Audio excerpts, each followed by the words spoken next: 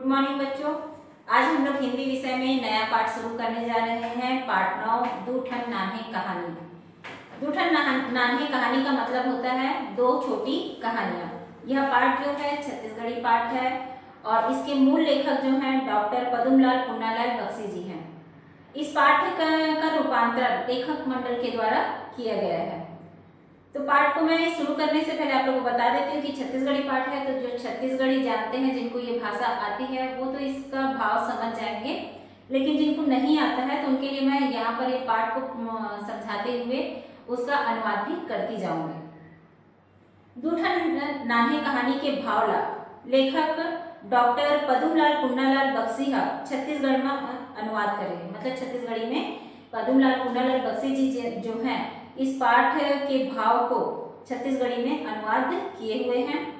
हीरा और ओस के बूंद कहानी में बताए गए और इस पाठ में हीरा और ओस के बूंद के बारे में इस कहानी के माध्यम से बताया जा रहा है। सुंदरई माँ त्याग के भावना घलो होना चाहिए। और क्या कहा जा रहा है, जैसे सुंदरता है तो उसमें त्याग की भावना भी होनी चाहिए। जेन अपन सुंदरई के घमंड करते वो पत्थरा बरोबर कहे जाते, और जो अपनी सुंदरता का घमंड करता है वो पत्थर के बराबर होता है। वो ककरो काम नहीं आवे और वो किसी के काम नहीं आता है। कबू कबू छोटे से जिनिस घलो बड़ काम आते। जिनिस माने कि कोई छोटी सी वस्तु भी जो होती है वह बहुत काम आती है। जेकर हृदय में दया माया के अमृत भरे रहते वही सुघर होते। और जिसके हृदय में किसी के प्रति दया का भाव हो, प्रेम की भावना हो, उस प्रेम दया की भावना जो है अमृत भरे रहते, मतलब कि अमृत के समान भरा हुआ रहता है, वही जो है सुंदर होता है। सुघर होते मतलब वही सुंदर होता है। महतारी के रतन कहानी में बताए गए है कि हर संतान अपन महतारी बाप के रतन बरोबर होते। महतारी के रतन मतलब कि रत्न यानी क्या होता है, एक प्रकार का आभूषण कहा जा रहा है। महतारी यानी माँ होता है, तो माँ के लिए जो उनकी संतान होती है वो एक बहुमूल्य रत्न के समान होता है।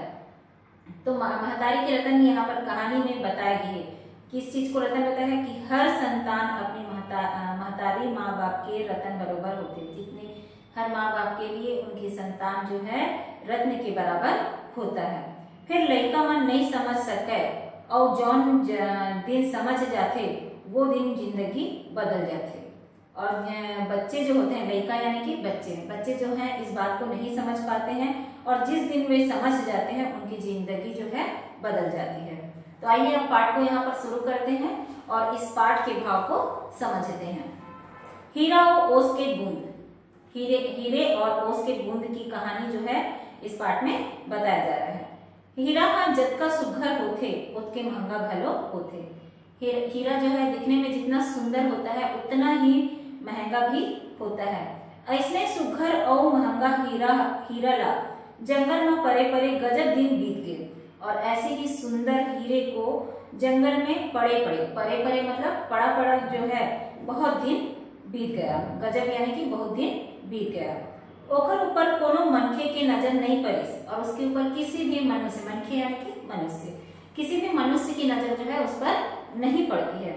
काबर के ओ हीरा के चारों खुट में कांदी जाम गे रहे। कांदी मतलब कि घास फूस। उस हीरे के चारों तरफ जो है घास फूस जो है उगाए थे। कांदी के एक ठन पत्ता ओकर ऊपर ओर में रहे और जो घास की जो एक पत्ती थी वह उसके ऊपर लटका हुआ था। कांदी के पत्ता में परे ओस के बूंद बड़ नीक लागत रहे। और जो कांदी की, जैसे सुबह सुबह आप उठते होगे तो देखते होगे कि घास की जो पत्तियां होती हैं उसमें ओस की जो बूंदे जो उस पर पड़ी हुई होती हैं और जब सूर्य का प्रकाश उस पर पड़ता है तो वह कितना चमकता हुआ दिखाई देता है। तो वैसे यहाँ बताया रहा है कि कांदी के पत्ता में परे ओस के बूंद बड़ नीक लगत रहे, बहुत ही नेक यानी कि बहुत ही सुंदर लग रहा था। जब हवा में कांदी हाले और हवा जब चलती है तो जो घास की जो तिनका है वह हिलने डुलने लगता है तब ओस की बूंद मोती कस चमके लगे। और ओस की बूंद जो है सूर्य का प्रकाश जब उस पर पड़ता है और हवा के झोंकों से वह घास की बालें जो है जब हिलने डुलने लगती है तो वह ओस का बूंद जो है मोती के समान चमकता हुआ दिखाई देता है। ऐसे लागे जैसे हीरा मोती दोनों एक ही जगह सकलाए गे हवे। और ऐसा लगता था उसे देख कर कि हीरा और मोती जो है एक ही जगह सकलाए होने की इकट्ठा हो गया है। ये झांकी ला देख के एक ठन बड़े जन झिंगुरा हीरा ला कही थे। ये झांकी माने क्या होता है, जैसे कि उसी के समान, जैसे कि हम कुछ प्रतीत होता है उसको उसी के अनुरूप कुछ रख देते हैं।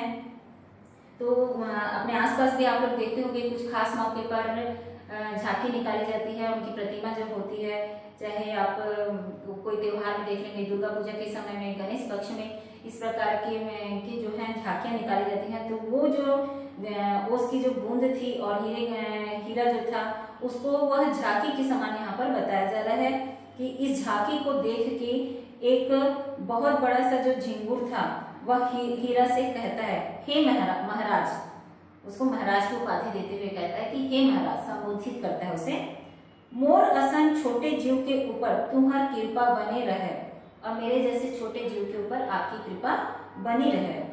अपन ला महाराज कहत सुन के हीरा ला घमंड में फूल गई।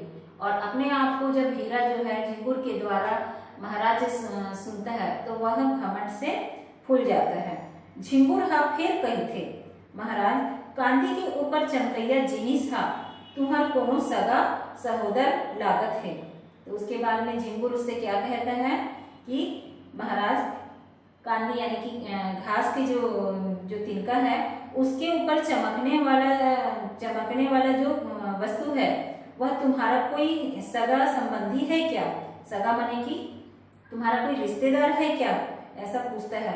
वो ऐसा लग रहा है, सहोदर लागत है, मतलब कि तुम्हारे ही समान लग रहा है। ये कौन आया?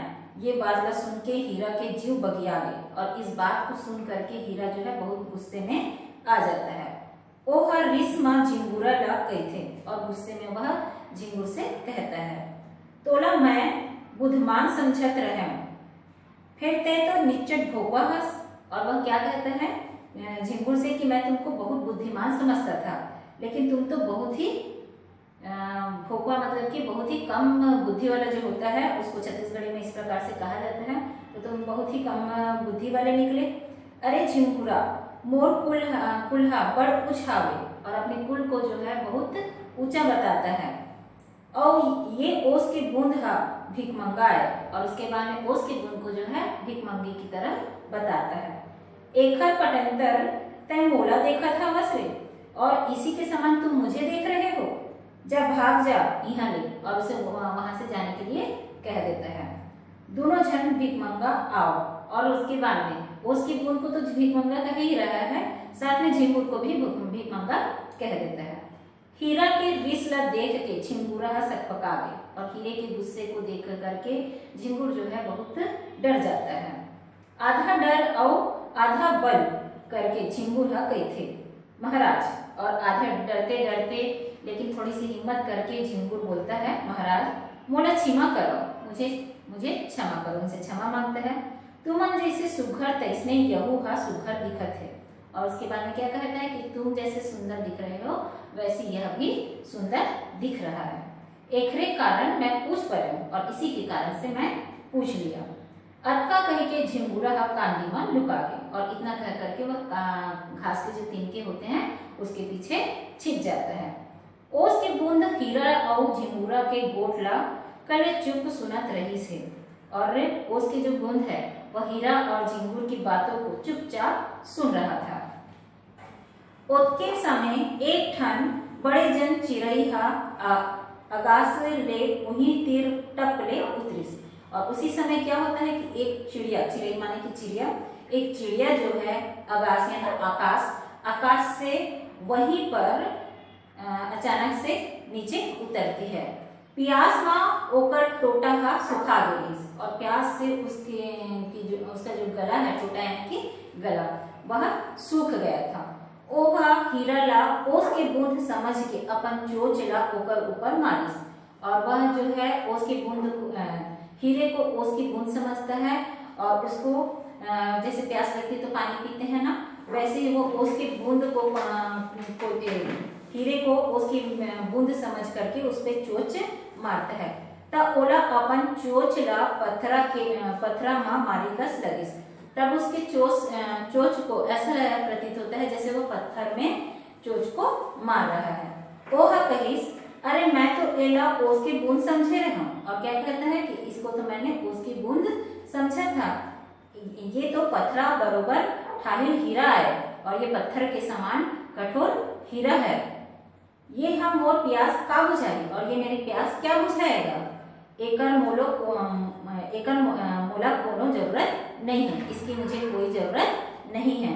अब मोला बिगर पानी के मरनच पर ही। और क्या कहते हैं कि मुझे बिना प्यास से, वह तो तड़प रहा था और तड़प रहा था, इसलिए वो क्या करता है आकाश में उड़ते उड़ते जमीन पर उतरता है और हीरे को पानी की बूंद उसकी बूंद समझ करके उस पर अपने चोंच को मारता है। तब उसकी कठोरता से उसको पता चलता है कि यह तो हीरा है और कहता है कि अब तो मुझे प्यासा ही मरना पड़ेगा। हीरा की बात ला सुन के रिसा गए। उसके बाद में क्या होता है, हीरा जो है इस बात को सुन करके नाराज हो जाता है। ओह चिड़ई ला कहिस, अरे चिड़ई काली के मरैया ते आज मर जा, तोर मरेले दुनिया सुनना नहीं हो जाए। उसके बाद में जब हीरा नाराज होता है और उसके बाद में चिड़िया को कहता है कि अरे चिड़ई, अरे चिड़िया, तुम कल के मरने वाले आज ही मर जाओ, तुम्हारे मरने से दुनिया जो है सुनी नहीं हो जाएगी। ओस की बूंद हा दोनों के बात ला सुन के विचार करीस कि ओकर जीवन औ सुघरई है। धन्य होते जेन मन पर के खातिर अपन परान ला घलो त्याग थे। और क्या करे, ओस की बूंद जो है दोनों की बातों को, मतलब चिड़िया और हीरे की बात को सुनकर विचार करता है कि कहता है ओकर जीवन औ सुघरई है। हाँ, मतलब कि उसका जीवन और सुंदर है और धन्य होता है जो व्यक्ति जो है दूसरों की खातिर अपने प्राणों का त्याग करता है। ओस की बूंद हा चिड़ई ला कहथे, सुन चिड़ई भाई, मैं हाँ ओस के नान कुन बूंद आऊं। और उसके बाद में ओस का जो बूंद है वो चिड़िया से कहता है कि हे चिड़िया भाई, मैं ओस का छोटा सा बूंद हूँ, मोला पिए ले तुहर परान बाच जाही त मोर नानकुन जीवन और मोती का सुघरई है धन्य हो जाही। और उसके बाद में वह कहता है कि अगर तुम मुझे पीते हो और तुम्हारे प्राण जो है बच जाते हैं तो मेरा मोती जैसे चमकना और सुंदर दिखना जो है धन्य हो जाएगा। ओस की बूंद के गोठला सुन के चिड़ई का कहथे, ओस की बूंद की बातों को सुनकर चिड़िया कहता है, हाँ तही मोर प्राण ला बचा सकत हस। और उसके बाद हाँ तुम ही मेरे प्राणों को बचा सकते हो, तय धन्य हस और तुम धन्य हो। अटका कह के चिड़ई हा ओस के बूंद ला अपन चोंच ले अमरलिस। और इतना कह करके चिड़िया जो है ओस के बूंद को अपने चोंच में ग्रहण कर लेती है। ओकर टोटा हा जुड़ाकस लागस। और जैसे ही वह ओस के बूंद को अपने चोंच से ग्रहण करते गले के अंदर लेता है, उसको जो है जो गला उसका सूखने लगता है, वह उसको ले करके ठंडक महसूस करने लगता है और उसके प्राण जो है बच जाते हैं। झिंगुर हा कांदी में सपटे सपटे ये घटना ला देखिस। झिंगुर जो होता है, जो जब उसकी हीरे से बात करता है और हीरा जो है उस पर नाराज हो जाता है तो वो जाकर के छुप जाता है घास के पीछे में। तो जब इसकी बात को वह छुप करके सुनते रहता है, उसके बाद सोचता है कि एक के हृदय का पत्थरा बरोबर कठोर है तो दूसरा के हृदय में दया माया के अमृत भरे है। और वह मन ही मन क्या सोचता है कि एक का हृदय जो है पत्थर की तरह कठोर है तो दूसरे का हृदय जो है दया माया यानी कि प्रेम और दया के भाव से भरा हुआ है, इस अमृत भाव से भरा हुआ है। तो इसके बाद का जो महतारी के रतन है, इसको हम आगे की क्लास में पढ़ेंगे।